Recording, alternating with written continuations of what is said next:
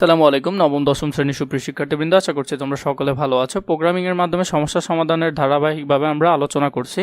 এখন তোমাদের সাথে আলোচনা করব প্রোগ্রামে শর্তের ব্যবহার। দেখো, আগে আমি তোমাদেরকে একটা কথা বলে রাখছি যে তোমাদের যদি এভাবে বুঝতে কষ্ট হয়, আমি তোমাদেরকে খাতায় লিখে যে কোনোভাবে হোক আরও ভালো করে বুঝিয়ে দেওয়ার চেষ্টা করব। আগে দেখো এটা তোমাদের কতটুকু কাজে আসে। আশা করছি ইনশাআল্লাহ এখান থেকেই তোমরা পুরোপুরি ক্লিয়ার হয়ে যাবে। তাও যদি তোমাদের গ্যাপ থাকে মনে হয়, তাহলে আমি তোমাদেরকে সুন্দর করে আলাদা করে আবার অন্যভাবে বুঝিয়ে দেওয়ার চেষ্টা করব। প্রথমে দেখো, প্রথম বলছে শর্ত নিয়ে যদি আমরা জানি, প্রোগ্রামের মধ্যে আমরা কিছু ফ্লো চার্টের আগে যদি প্রতীক সম্পর্কে জেনে নিই, এই যে এই প্রতীকটা, এই ধরনের প্রতীককে বলা হয় শুরু বা শেষ। মানে হলো স্টার্ট এবং ইন্ড, এই প্রতীককে বলে। এটা হলো যে কিছুটা বৃত্তের মতো ডিমাকৃতির টাইপের চ্যাপ্টার, এটাকে কি বলে শুরু বা শেষ। এরপরে হলো এই যে এই আকৃতিটা, যেটা কিছুটা সামান্তরিকের মতো, এটাকে বলা হয় ইনপুট বক্স বা আউটপুট বক্স। তাহলে ইনপুট বা আউটপুট যাই হবে তা এই প্রক্রিয়াকরণের মধ্যে হবে। আমি তোমাদেরকে এগুলো কেন বলছি, এই যে বক্সগুলো আছে যাতে এই সম্পর্কে তোমাদের কিছুটা ধারণা হয়। তাহলে এটা হলো যে প্রক্রিয়াকরণ বক্স। কোনো কিছু যদি প্রক্রিয়াকরণ করতে হয় তাহলে এগুলাতে করতে হবে। এরপরে আরেকটা হলো যে এটাকে বলা হয় সিদ্ধান্ত বক্স, রম্বসের মতো থাকবে, এটাকে বলা হয় একটু বাঁকা করে, এটাকে বলা হয় সিদ্ধান্ত বক্স। তো এখান থেকে দুইটা সিদ্ধান্ত হতে পারে, হয় হ্যাঁ হতে পারে, ইয়েস, অথবা নো হতে পারে। এই দুইটার যে কোনো একটা হতে পারে। চলো আমরা পরে আর একটু বোঝার চেষ্টা করি যে এখানে কিভাবে সহজে বোঝা যায়। আশা করছি এগুলো সম্পর্কে তোমরা কিছুটা ধারণা পেয়েছো।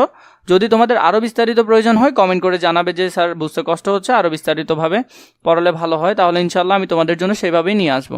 আমরা কোনো পরীক্ষার ফলাফল হিসাব করার একটি প্রোগ্রাম তৈরি করব। মানে আমরা ফলাফল হিসাব করতে চাচ্ছি একটা পরীক্ষার। ধরা যাক ওই পরীক্ষায় 5 নাম্বার হলো 40, তাহলে আমাদেরকে দেখো একটা শর্ত দিয়ে দিচ্ছে যে 5 নাম্বার 40, তাহলে 40-এর নিচে যে পাবে সে নিশ্চয়ই ফেল, 40-এর উপর যে পাবে বা 40-এর সমান যে পাবে তাহলে সে পাস। তাহলে এখানে একটা শর্তের বিষয় আসছে, কিভাবে আমরা প্রোগ্রামিং করব তা আমরা দেখব। এখন যে 40-এর চেয়ে কম পাবে সে ফেল করবে, নিশ্চয়ই শর্ত অনুসারে তো এটাই হওয়ার কথা। যে 40 বা তার চেয়ে বেশি পাবে সে পাস করবে। কাজে এখানে শর্ত বিবেচনা করতে হবে। তাহলে কারণ আমরা এখানে শর্ত দেখছি যে 40-এর নিচে পেলে ফেল করবে, 40 বা 40-এর উপর পেলে সে পাস করবে। শর্তের উপর পাস কিংবা ফেল নির্ভর করছে। পাইথন প্রোগ্রামে শর্ত সাপেক্ষে কোনো কার্য বা স্টেটমেন্ট সম্পাদনের জন্য ইফ কেন ব্যবহার করা হয়? ইফ স্টেটমেন্ট ব্যবহার করার কারণ এটাই, যদি সে 40 পায় তাহলে পাস, বা 40-এর উপর 41, 42 বা 100 আগ পর্যন্ত বা 100 পর্যন্ত পায় তাহলে সে পাস। কিন্তু সে যদি 38 পায় না হয় ফেল। যদি পায় পাস, অন্যথায় ফেল। তাহলে আমরা এখানে ইফ কন্ডিশন দেখছি। এর পরবর্তীতে আরও একটা কন্ডিশন আমরা দেখব, কিন্তু তা নিয়ে আমরা একটু পরে আলোচনা করছি। যদি অর্থে ব্যবহার করা হয়, এমসিকিউর জন্য এটা খুবই গুরুত্বপূর্ণ। এর আগে তোমাদেরকে বলে রাখছি, তোমাদের যদি এভাবে দাগানো বই প্রয়োজন, যেখান থেকে ইনশাল্লাহ 100% এমসিকিউ তোমরা কমন পাবে, তোমাদের যদি এই ধরনের দাগানো বই প্রয়োজন হয় তাহলে আমাদের সাথে কথা বলে বইগুলো নিতে পারো। স্ক্রিনে দেওয়া নাম্বারে অথবা নিচে ফেসবুক পেজে মেসেজ দিয়ে তোমরা চাইলে বইগুলো নিতে পারো। সবগুলো এসএসসি লেভেলের বই আমাদের কাছে আছে, তোমরা সেখান থেকে বইগুলো নিয়ে 100% ইনশাআল্লাহ সেখান থেকে এমসিকিউ এবং সিকিউ কমন পাবে। ব্যবহার তুলনা করা যেতে পারে। ইফ স্টেটমেন্টের ফরম্যাট, আসলে ইফটা কেমন হয়? ইফ দিয়ে তোমাকে প্রথম কন্ডিশনটা লিখতে হবে, মানে শর্তটা লিখতে হবে। এরপরে স্টেটমেন্টটা কি হবে কি হবে না সেটা এখানে লিখতে হবে। আমরা কিভাবে লিখবো সেটা আমরা ফরম্যাটের বাইরে গিয়ে বুঝে নিচ্ছি আলাদা করে। ইফ স্টেটমেন্ট ব্যবহারের শর্ত বা কন্ডিশন সাধারণত এক বা একাধিক লজিক রিলেশনাল এক্সপ্রেশন হতে পারে। ইফ কন্ডিশন স্টেটমেন্টের পর কোলন থাকবে। কি থাকবে? কোলন থাকবে। মানে প্রথমে স্টেটমেন্ট দিবে, এরপরে কন্ডিশনটা তোমার লিখতে হবে। কন্ডিশন লেখার পর সেটা কি সত্যি হবে নাকি মিথ্যা হবে সেটা আমরা এখানে দেখব। কিভাবে প্রোগ্রামটা করতে পারি, খুবই সহজ, একটু ধৈর্য ধরো, ইনশাল্লাহ পেরে যাবে। এর আগে আরেকটা জিনিস দেখো, তোমরা এখানে যে কোনো কাজ করার আগে আমরা একটা খরসা বা নকশা তৈরি করি। এটা হলো সেই নকশা, কিভাবে তুমি আসলে কোডিংটা করবে। কোডিংয়ের একটা নকশা হলো এটা। তাহলে আমরা এটার সাথে মিলিয়ে দেখার চেষ্টা করি। এই শর্তে মান যদি সত্য হয়, মানে যদি উত্তর সত্য হয়, যেমন কন্ডিশন যেটা দিছো এটা যদি সত্যি হয় তাহলে পরের ঘরে চলে যাবে, যদি সত্যি হয় তাহলে পরের ঘরে যাবে। পরবর্তী লাইনে বর্ণিত কাজগুলো সম্পাদিত হবে। তার মানে কি বলছে? পরবর্তী লাইনে যাবে। একে ইফ এর বডি বা মূল অংশ বলা হয়। তাহলে এই অংশটাকে কি বলে? ইফ এর বডি বা মূল অংশ বলে। এই অংশটাকে কি বলে? ইফ এর বডি বা মূল অংশ। এখানে যে কোনো বৈধ সিম্পল বা কম্পাউন্ড স্টেটমেন্ট হতে পারে। এখানের মধ্যে যে কোনো ধরনের তুমি স্টেটমেন্ট দিতে পারো।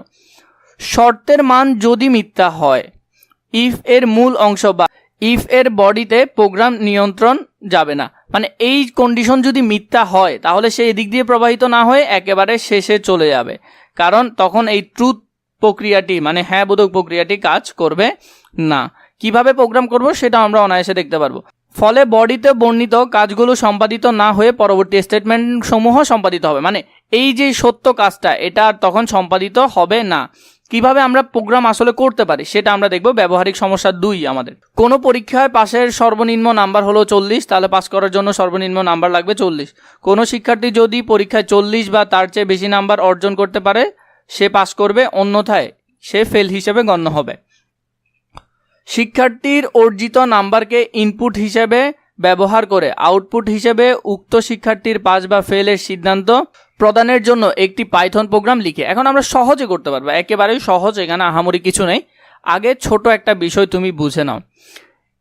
এইখানের মধ্যে দেখো এই যে ব্যবহারিক কাজটা দিল, এখানে আমাদেরকে কি বললো যে কোনো শিক্ষার্থী যদি 40 পায় বা তার বেশি পায় তাহলে সে পাস করবে, অন্যথায় সে ফেল করবে। প্রথম কথা এটা। এখন আরেকটা কথা হলো এই যে এখানের মধ্যে শিক্ষার্থী কি একজন, অনেকজন শিক্ষার্থী। এখন ও আসলে কত লিখে চেক করবে সেটা কিন্তু আমরা কেউ জানি না, বা প্রোগ্রামার সে জানে না যে আমি আসলে কত লিখে সার্চ করব। ধরো আমি কোনো একটা স্কুলের জন্য একটা প্রোগ্রাম রেডি করছি, সেখানে আমি বলছি যে 40 পাবে বা 40-এর ঊর্ধ্বে পাবে সে পাস, 40-এর যে নিচে পাবে সে ফেল। তাহলে এই প্রোগ্রামটা আমি এতটুকু বুঝতে পারছি যে এই প্রোগ্রামের মধ্যে আমি আসলে জানি না যে সে কত নাম্বার লিখে সেখানে এন্টার করবে। তার জন্য আমি ওর জন্য একটা প্রোগ্রাম সাজাচ্ছি, হয় সে পাস অপশন দেখবে না হলে সে ফেল অপশন দেখবে। কিভাবে আমি প্রোগ্রামটা সাজাতে পারি? প্রথমে আমি একটা ভ্যারিয়েবল নিব। কি নিব? ভ্যারিয়েবল দিয়ে আমি ভ্যারিয়েবলের ভ্যালুর জন্য কি করব? একটা ইকুয়াল দিব। তাহলে আমরা জানি ভ্যারিয়েবল দিতে হয়, এরপর একটা ভ্যালুর জন্য ইকুয়াল দিতে হয়। তাহলে প্রথমে আমরা ভ্যারিয়েবল ক্রিয়েট করলাম, এরপরে এটার ভ্যালুর জন্য আমরা এখানে দিলাম। এখন আমরা জানি যে 40-এর বা যে সংখ্যাগুলো মানে পরীক্ষায় যে সংখ্যাগুলো আসবে সেগুলো নিঃসন্দেহে ইন্টিজার নাম্বার টাইপের আসবে, হয় 40 হবে, 41 হবে, নাহলে 45 হবে। এখানে ফ্লোটিং বা অন্য ধরনের নাম্বার কিন্তু হবে না। এখন আমরা ইনপুট অপশন দিচ্ছি, কারণ একজন শিক্ষার্থী কোনো না কোনো একটা নাম্বার সেখানে ইনপুট করবেই করবে। প্লিজ এন্টার ইউর মার্ক, আমরা ওর জন্য প্রোগ্রাম তৈরি করছি যে ও এই ধরনের একটা চেকবক্স দেখবে যে প্লিজ এন্টার ইউর মার্ক, এরপরে ক্লোন দিয়ে আমরা এখানে একটা কি দিব? কোটেশন দিব। কোটেশন এখান থেকে শুরু হবে, এখানে শেষ হবে। এই জায়গায় সে কোনো একটা নাম্বার লিখে সার্চ করবে। এখন সে কত লিখে সার্চ করবে সেটা আমরা জানি না, তার জন্য আমরা এখানে খালি রাখলাম যে ওরা কত লিখে সার্চ করে আমি জানি না, কিন্তু আমি ওদের জন্য একটা শর্ত দিচ্ছি। তাহলে ইফ দিয়ে তোমাকে কি দিতে হবে? কন্ডিশনটা দিতে হবে। মার্ক, যদি তার মার্ক 40-এর বেশি বা সমান হয় তাহলে তাকে প্রিন্ট করে দেখানো হবে ইউ হ্যাভ পাসড, তুমি পাস করেছো। এটা কিন্তু কোটেশনের ভিতর লিখতে হবে। যদি তার মার্ক কত হয়? 40 বা 40-এর বেশি হয়। দেখো এখানে কি দেওয়া হলো? গ্রেটার দেন দেওয়া হলো, পাশে ইকুয়ালও দেওয়া হলো। মানে 40 বা 40-এর বেশি হলে তাকে আমি পাস দেখাবো বা পাস দেখাবো। এরপরে ইফ মার্ক যদি 40-এর কম হয় তাহলে তাকে আমি প্রিন্ট করে কি দেখাবো? ইউ হ্যাভ ফেইল্ড, তুমি ফেল করেছো। তাহলে এইভাবে করে আমি একটা প্রোগ্রাম রান করতে পারি। এখন যে কোনো স্টুডেন্ট, ধরো কেউ যদি এখানের মধ্যে 45 লিখে এন্টার করলো, তাহলে নিশ্চয়ই 45টা প্রথম স্টেটমেন্টকে ফিল আপ করছে, তাহলে তাকে প্রিন্ট করে দেখানো হবে যে তুমি পাস করেছো। যদি এখানে কেউ 33 লিখে সার্চ করে, তাহলে 33 লিখে সার্চ করলে দ্বিতীয় অপশনটা ফিল আপ হবে, তাহলে তাকে বলা হবে যে তুমি ফেল করেছো। প্রোগ্রামটি রান করে প্রাপ্ত নমুনা ফলাফল আমরা ধরো এখানে 85 লিখে কি করলাম? এন্টার করলাম। মানে কোনো একটা স্টুডেন্ট কি করলো? এখানের মধ্যে 85 লিখে এন্টার করলো, যে 85 লিখে এন্টার করলো, তাহলে দেখানো হবে যে প্লিজ এন্টার ইউর মার্ক। 85 লিখলো সে, you have passed in the subject, তাহলে তোমাকে কি দেখাবে? পাস দেখাবে। এখন দেখো এই যে একটা প্রোগ্রাম আমরা ভালো করে বুঝতে পারলাম, বাকিগুলো আমরা অল্প অল্প বুঝলেও দেখবে যে হয়ে যাচ্ছে। এখানের মধ্যে দেখো ইফ এবং ইলস স্টেটমেন্ট কেন হয়? যখন কোনো কিছু হয় এটা হবে, না হয় অন্যটা হতে পারে। যদি এটা হয় তাহলে ইফ, যদি অন্যথায় অন্য কিছু অর্থে বা অন্যটা হতে পারে সেটা অর্থে তখন কি বসাবে? ইলস বসাবে।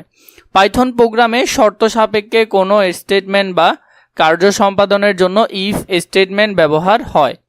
ইফ স্টেটমেন্টের সাথে অন্যথায় অর্থে ইলস স্টেটমেন্ট ব্যবহৃত হয়। তাহলে অন্যথায় কোনো কিছু বোঝাতে হয় এটা, না হয় অন্যটা অর্থে কি ব্যবহার করা হয়? ইলস ব্যবহার করা হয়। এই জন্য এই স্টেটমেন্টকে ইফ ইলস স্টেটমেন্ট বলা হয়। ইফ ইলস স্টেটমেন্টের ব্যবহারের ফরম্যাটটি এখানে দেওয়া আছে। দেখো প্রথমে কি ইফ দিয়ে তোমাকে কন্ডিশন দিতে হবে, ওইটার ক্ষেত্রে দেখো দোনোবারই কিন্তু ইফ দিয়ে কন্ডিশন দিতে হয়েছে, কিন্তু এখন যেটা হবে সেটার ক্ষেত্রে কিন্তু একবার কন্ডিশন দিলেই হবে, কন্ডিশন একটা থাকবে, হয় এটা হবে না হয় অন্যটা অটোমেটিক হয়ে যাবে। এরপর ইলস অন্যথায়, হয় এটা কন্ডিশন ফিল আপ করলে উত্তর হবে, না হয় অন্যটা এটা হবে। তাহলে এখানের মধ্যে দেখো বডি অফ ইফের যে লেখাটা আছে সেটা এখানে শো করবে, আর বডি অফ ইলস অন্যথায় যেটা শো করাবে সেটা এখানে থাকবে। আমরা যদি এটার একটা কাজ দেখে নিই, ব্যবহারিক 3 এবং 4 এই রিলেটেড আমরা এখন ধারাবাহিকভাবে করব। উল্লেখ্য যে ইফ ইলস কন্ট্রোলে ব্যবহৃত শর্ত কন্ডিশন সাধারণত এক বা একাধিক লজিক্যাল রিলেশনাল এক্সপ্রেশন হয়। ইফ কন্ডিশন স্টেটমেন্টের পরে কোলন বসে, ইফ কন্ডিশন স্টেটমেন্টের পরে কি বসবে? কোলন বসবে। এই কন্ডিশন বা শর্ত মানা যদি সত্য হয় তবে বডি অফ ইফ এ বর্ণিত কাজগুলো সম্পাদিত হবে। মানে যদি ইফের কন্ডিশনটা সত্য হয়, হ্যাঁ হয়, তাহলে বডি অফ ইফের মধ্যে যা থাকবে সেটা কাজগুলো সম্পাদিত হবে। আর যদি মিথ্যা হয় তাহলে বডি অফ ইলস অন্যথায় এই কাজগুলো সম্পাদিত হবে। এখানে স্টেটমেন্টে যে কোনো বৈধ সিম্পল বা কম্পাউন্ড স্টেটমেন্ট হতে পারে। এই ক্ষেত্রে ইফ ইলস স্টেটমেন্টের প্রবাহ চিত্র বা ফ্লো চার্ট হলো এটা। আমরা যদি ফ্লো চার্টটা দেখি এখানের মধ্যে দেখো, হয় এটা হতে পারে, অন্যথায় এটা হতে পারে, যে কোনো একটা, হয় ট্রুথ এটা একটা সত্য হতে পারে, অন্যথায় অটোমেটিক এটা হবে। এখানে আমরা যদি দেখি ব্যবহারিক কাজ অনেক সহজ, এগুলো সহজে বুঝতে পারবে। পাইথন ভাষার একটি প্রোগ্রাম তৈরি করতে হবে যাতে কোনো নাগরিকের বয়স ইনপুট দেওয়া হলে, মানে কোনো নাগরিকের বয়স ইনপুট দিতে চাচ্ছ এবং ইনপুট দিলে তিনি নির্বাচনের ভোটার হওয়ার উপযুক্ত কিনা তা যাচাই করবে। তাহলে আমরা কোনো একজন কি আসলে ভোটার কিনা, তাহলে কোনো মানুষের বয়স কেমন হতে পারে, কোনো একজন মানুষের বয়স 18, 20, 40, 45, 100 এরকম বয়স হতে পারে। তো এই জন্য আমরা বাংলাদেশেরটা হিসাব করে ধরে নিই, বাংলাদেশের একজন নাগরিক হতে বা ভোট দানের সক্ষম হতে কত বছর লাগে? 18 বছর। নির্বাচনে ভোটার হিসেবে বিবেচিত নিচের প্রোগ্রামটি দেওয়া হলো, মানে সে কি আসলে ভোট দিতে পারবে কিনা সেটার প্রোগ্রাম নিচে দেওয়া হলো। প্রথমে একটা ভ্যারিয়েবল তোমাকে দিতে হবে, ভ্যারিয়েবল দিলাম এবং ভ্যারিয়েবলের ভ্যালু অ্যাসাইন করার জন্য আমরা ইকুয়াল দিলাম, ভ্যারিয়েবল এবং ইকুয়াল। এরপর আমরা জানি নিশ্চয় বয়স কি ধরনের মান হয়, ইন্টিজার মানে হবে। ইনপুট দিচ্ছি, প্লিজ এন্টার ইউর এজ, তোমার এজটা এখানে এন্টার করতে বলছে এবং এখানে খালি রাখছি কারণ এখানে ও যেটা এন্টার করবে সেটা দেখাবে। এখন 18-র নিচে যদি হয়, যেমন দেখো বয়স যদি 18-র সমান বা 18-র বেশি হয় তাহলে প্রিন্ট হবে ইউ আর ইলিগেবল ফর ভোটিং, তুমি ভোট দেওয়ার জন্য প্রস্তুত। আর যদি 18 না হয়, হয় এটা হবে, যদি না হয় তাহলে নিঃসন্দেহে এটা হবে।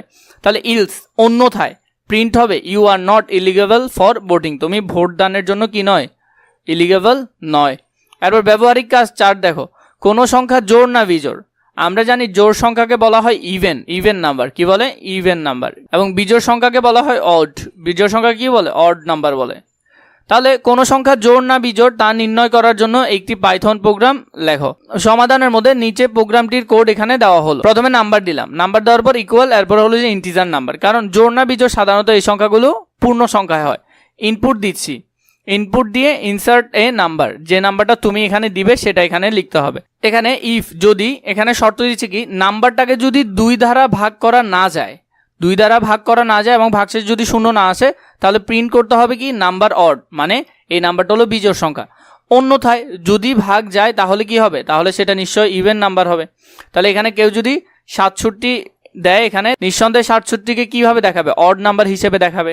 এরপর দেখো ব্যবহারিক কাজ 5, এখানে বলছে কোনো বর্ষ অধিবর্ষ কিনা, মানে লিপিয়ার কিনা তা নির্ণয় করার জন্য একটা প্রোগ্রাম লিখতে হবে। প্রথমে দেখো এখানে বলেছে প্রোগ্রামটি রান করার জন্য আমাদেরকে 3টা জিনিস খেয়াল করতে হবে। কোনো বর্ষ লিপিয়ার কিনা তা জানতে হলে বর্ষ সংখ্যাকে 400 দিয়ে ভাগ করতে হয়। প্রথমে তোমাকে 400 দিয়ে ভাগ করতে হবে, ভাগশেষ 0 হলে তা লিপিয়ার, যদি 0 হয়। অন্যথায় বর্ষ সংখ্যাকে 100 দিয়ে ভাগ করতে হবে, না হলে আবার 100 দিয়ে ভাগ করতে হবে। এবার যদি ভাগশেষ 0 হয় তাহলে সেটা লিপিয়ার নয়। এবং যদি ভাগশেষ 0 না হয় তবে বর্ষ সংখ্যাকে পুনরায় 4 দিয়ে ভাগ করতে হবে। যদি 0 না আসে তাহলে আবার 4 দিয়ে ভাগ করতে হবে। এক্ষেত্রে ভাগশেষ 0 হলে বর্ষটি লিপিয়ার, যদি ভাগশেষ 0 আসে তাহলে লিপিয়ার, আর যদি না আসে তাহলে এটা লিপিয়ার নয়। তাহলে এটার পাইথন কোড আমরা কিভাবে করতে পারি? প্রথমে আমরা একটা কি নিলাম, একটা ভ্যারিয়েবল নিলাম, ইয়ার ইকুয়াল দিলাম। আমরা জানি এটা ইন্টিজার নাম্বার হবে নিশ্চয়ই, সালের নামগুলো বা 1900, 2000 এগুলো পূর্ণ সংখ্যা। Enter the year 4 digit to check, মানে 4 ডিজিটের সংখ্যা দিতে হবে, কারণ 2000 সাল ধরলাম আমরা, 2000 সাল দিয়েও যদি করো তুমি তাহলে, বা ধরো 2012 দিয়ে করছো, 2012 এই সালটা কি অধিবর্ষ কিনা, লিপিয়ার কিনা সেটা জানার জন্য। তাহলে এখানে আমরা ইফ দিলাম, ইফ দিয়ে কি হবে কন্ডিশন, ইয়ারকে যদি 400 দিয়ে ভাগ করা যায় এবং ভাগশেষ যদি শূন্য আসে, অথবা ইয়ারকে 100 দিয়ে ভাগ করা যায় যদি শূন্য না আসে, এই দেখো নট চিহ্ন আছে, যদি শূন্য হয় তাহলে উত্তর উল্টা হবে। আবার যদি 4 দিয়ে ভাগ করা হয় যদি শূন্য আসে তাহলে সেটা লিপিয়ার হবে। তাহলে print year is a leap year, যেটা এই তিনোটা শর্ত পূরণ করবে, যে বছরটা এই তিনো শর্ত পূরণ করবে সেটা নিঃসন্দেহে লিপিয়ার হবে। আর যদি না করে তাহলে নিঃসন্দেহে সেটা কি লিপিয়ার না, তাহলে print year is not a leap year. যদি এটা এই শর্তগুলো পূরণ করে তাহলে লিপিয়ার হবে, আর যদি পূরণ না করে তাহলে লিপিয়ার হবে না। এরপরে ব্যবহারিক সমস্যা 6 দেখো, মিটার থেকে ফুট এবং ফুট থেকে মিটারে রূপান্তর করার একটি প্রোগ্রাম লিখতে বলছে। প্রথমে আমাদেরকে একটা ফাংশন দিয়ে লিখতে হচ্ছে, যে প্রথমটা হলো যে ফুট থেকে মিটারে, এরপরটা হলো মিটার থেকে ফুটে। তাহলে আমরা একটা ভ্যারিয়েবল নিলাম চুজ, এটা আমরা ভ্যারিয়েবল দিলাম, ইন্টিজার নাম্বার দিলাম, ইনপুটে দিলাম, ইনপুটে দিয়ে আমরা লিখলাম যে এন্টার ইউর চুজ। আপনি যে কোনো একটা চুজ করতে পারেন, হয় এটা অথবা এটা, যেটাতে চুজ করবে প্রোগ্রাম ওইটাতে রান হবে।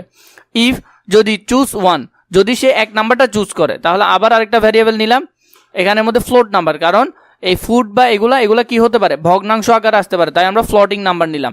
এন্টার নাম্বার অফ ফুট, আপনি ফুট যেটা লিখবেন সেটার নাম্বারটা এখানে কি করতে বলছে, এন্টার করতে বলছে। প্রিন্ট মিটার, যেভাবে তুমি মিটারে নিবে রাউন্ড, এখানের মধ্যে ওইন যে নাম্বারটা তুমি দিলে সেটাকে যদি 3.28 দিয়ে ভাগ করো, সেটাকে কত দিয়ে 3.28 দিয়ে ভাগ করো, ভাগ করলে যা আসবে সেটা হবে ফুটে।